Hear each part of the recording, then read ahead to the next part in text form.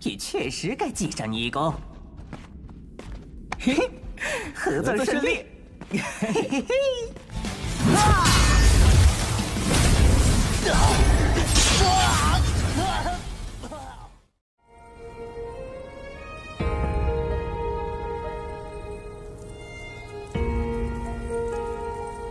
Kalem heula tuh bos.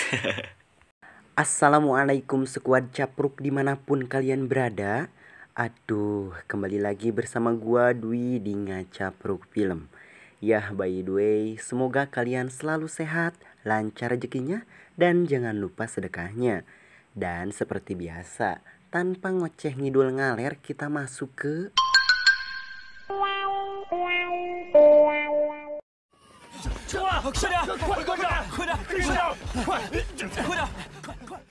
lanjut lagi dari episode kemarin. Setelah mereka semua masuk ke area makam itu, Lindong melihat energi spiritual Muncunghul keluar dari dalam patung kuno itu. Saat ia menengok belakang, ia melihat Linker dan kawannya pergi lari entah kemana, kayak ke gerbang gitulah. Di sini si Cara Hitam Marta punya pemikiran lain. Ia menyuruh Lindong segera ke arah lain saja. Ketika mengikuti insting si Cara, Lindong menemukan pintu yang disegel, dan singkat waktu, Marta menyuruhnya menggunakan kekuatan miliknya untuk membuka pintu itu. Dan usaha mereka pun berbuah hasil. Seusahanya membuka pintu itu, Lindong bengong dan sangat kaget. Karena ia melihat kolam dan pancuran yang memancurkan pil Yuan, dan di sini Lindong yang gembira segera mengambil semua pil itu untuk ia jual setelah urusannya selesai. Wanjay, ini anak mata duitan juga ya. Ia gembira karena harga pil Yuan dan mahal dan unik. Selain Lindong yang gembira, ternyata Marta dan Soyan juga gembira karena banyak sekali jiwa roh iblis yang telah tersegel di sana. Manfaat untuk si Marta jika memakan jiwa iblis itu tak lain untuk kenaikan kekuatannya agar lebih kuat lagi. Setelah itu terdengar ada beberapa pendekar yang ingin masuk ke dalam. Marta meminta bantuan Lindong untuk menahan sebentar dan memberi waktu Marta memakan lebih banyak lagi jiwa iblis itu. Setelah kenyang, mereka digaskan lagi. Di tempat lain Linker menemukan senjata kuno yang legenda. Di tempat yang sama, di sana juga terdapat kelompok dari Wang Pan yang ingin membawa senjata kuno itu. Tapi senjata itu dibungkus segel yang kuat demi melindungi barangnya. Maka dari itu, kedatangan Linker diajak bekerja sama oleh tim Wang Pan untuk mendapatkan senjata itu.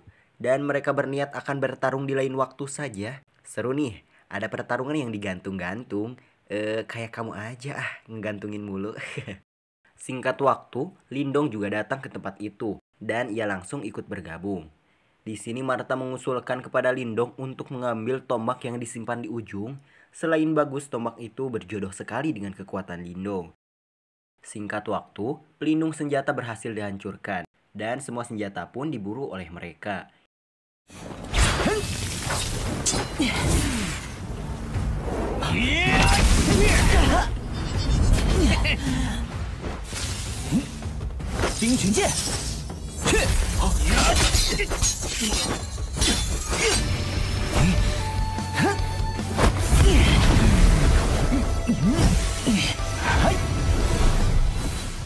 Di sana, Lindong dan Wang Pan bertarung demi memperebutkan senjata legend yang sama.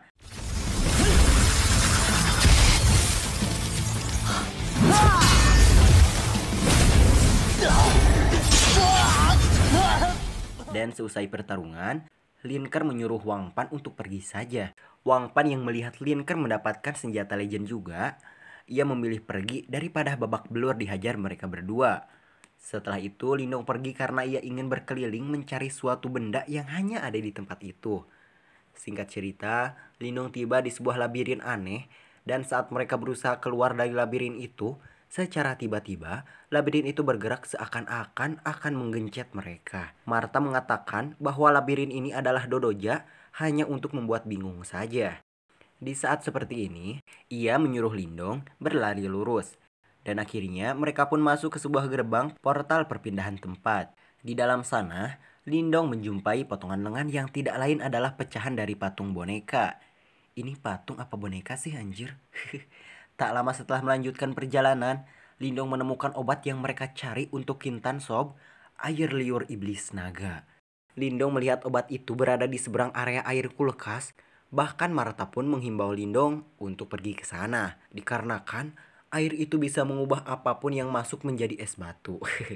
Tak tinggal diam, Lindong menggunakan kekuatan mentalnya untuk mengambil air liur naga tersebut. Namun apesnya, setelah berhasil membawa obat itu, boneka tadi hidup kembali walau tangannya hilang dan mulai menyerang Lindong. Mungkin dia marah ya barangnya digondol orang.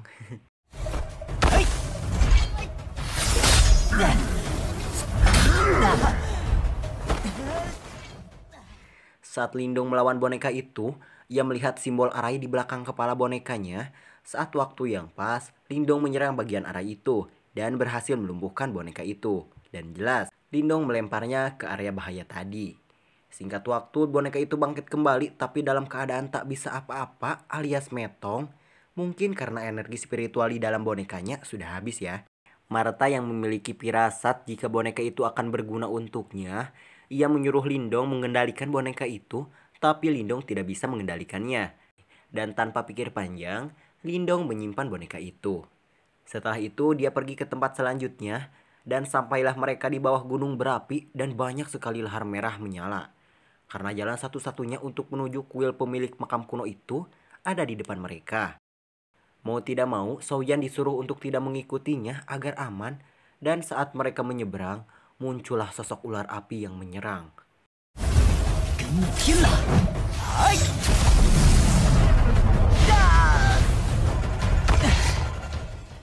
Merasa ada yang aneh ketika sudah mengalahkan ular api itu, ular itu hidup lagi, dan hidup lagi. Penasaran dengan lahar panas di sana, Lindong menerobos masuk ke dalamnya. Dan ternyata di sana hanya sebagai bayangan. Saat di bawah lahar, Lindong melihat ada sebuah kuil di bawah sana. Dia segera pergi sambil melihat Lin Langtian dan yang lainnya masih tertipu oleh ular sialan itu.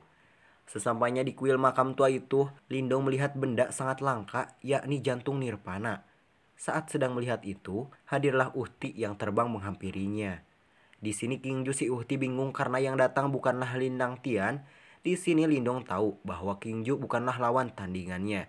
Jadi ia mengatakan bahwa ia tidak mengincar barang itu, saking takutnya nih si Lindong. Berkat Lindong yang mengatakan seperti itu, Qingju si Uhti mengucapkan terima kasih karena mempermudah dirinya untuk mendapatkan jantung itu. Qingju pun langsung menyerap jantungnya.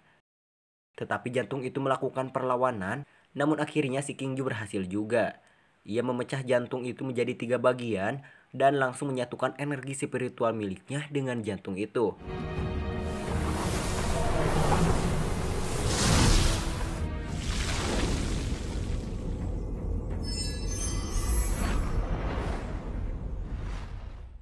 Di waktu yang sama, Lindong menemukan peti mati dari pemilik makam kuno itu. Di sana, Lindong berterima kasih atas pilihannya. Setelah itu, dia melihat patung seseorang di dekat peti mati itu. Lindong membaca sebuah aksara yang menuliskan, jika orang yang selalu mengejar kekuatan tanpa tahu apa arti cinta, maka dia akan terbakar hingga habis. Di sana juga dengan waktu yang sama, Qingju merasa panas dan merasakan sakit yang sangat mantap. Awalnya Qingju berhasil menahan panas itu, tapi dia akhirnya tak bisa menahannya, kemudian ngejeblak.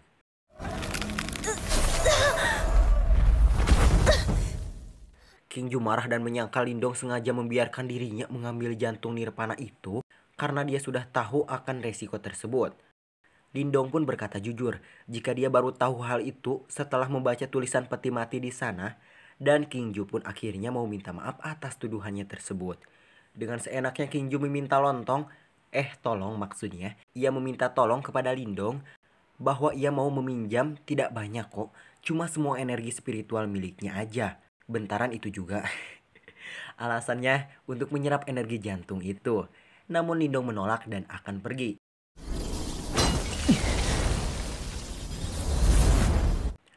Namun sebelum pergi, Lindong malah diikat olehnya. Ribet bet anjir.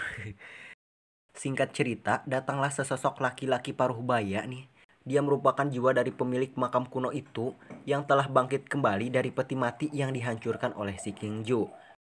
Awalnya si jiwa pemilik makam kuno ini mengira Lindong dan Qingju adalah kekasih.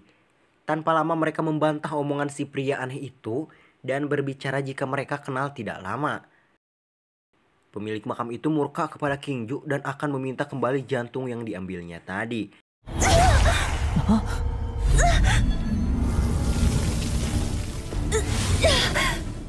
Ketika Lindong terbebas dari ikatan King Ju, siap, mangga di kopi. Ia akan kabur, namun ia berubah pikiran dan akan menyelamatkan King Ju. Lalu Lindong balik lagi dan sasadu kepada si pemilik makam itu. Ia meminta maaf atas tingkah laku King Ju yang membuatnya marah. Karena merasa tertarik kepada Lindong yang rela membela King Ju yang merupakan orang yang baru ia kenal, akhirnya si pria pemilik makam itu memberikannya secara cuma-cuma jantung nirvana itu. Lalu si pria itu pun mengurungnya bersama-sama dan ia memberitahu kepada King Ju bahwa ia telah mengampuninya berkat Lindong yang meminta ampun kepadanya. Singkat cerita, mereka berdua terbangun di sebuah tempat aneh dan mereka terlihat sangat kesakitan maksudnya. Dan kalian sudah tahulah apa kelanjutannya tadi di scene awal di cuplikan, ya begitulah. Lanjut. Tak lama dari itu di tempat lain, Lin Langtian dan tim lainnya menyadari bahwa lahar panas di sana berubah menjadi air biasa dan melanjutkan perjalanannya ke kuil yang tadi disinggahi Lindong. Di kuil si pria roh aneh tadi kaget bahwa tombak pecakar langit yang merupakan kepunyaannya dulu ternyata sekarang menjadi milik Lindong. Dan saat pria roh makam itu akan menurunkan ilmunya kepada tombaknya, cerita pun diakhiri. Oke, squad Capruk dimanapun kalian berada, jangan lupa di like, di komen, di share ke teman-teman kalian. Dan yang paling penting jangan lupa di subscribe.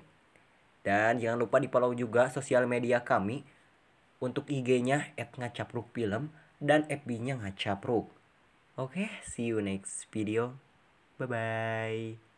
Ngobrol, Mual. Mual. Ada kira-kira.